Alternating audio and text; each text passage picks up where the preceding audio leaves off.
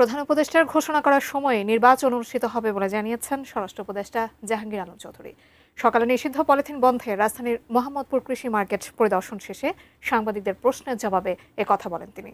স্বরাষ্ট্র উপদেষ্টা বলেন, মধ্যস্বত্বভোগীদের লাভ করার প্রবণতা কমিয়ে আনতে হবে।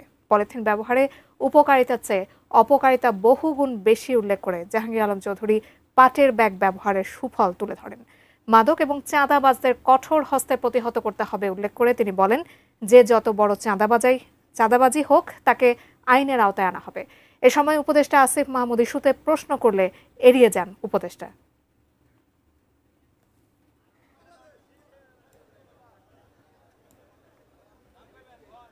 এটা চাঁদাবাজিটা কিভাবে কন্ট্রোলের ভিতরে আনতে হবে, মানে কোনো চাঁদাবাজকেই বাংলাদেশে থাকতে দেওয়া হবে না।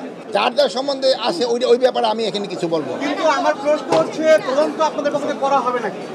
কি কোনো ধরনের, যেহেতু স্বরাষ্ট্রমন্ত্রীর দায়িত্বে আপনি আছেন, আপনাদের পক্ষে কোনো ধরনের এই অভিযোগগুলোর বিষয়ে তদন্ত করা হবে নাকি?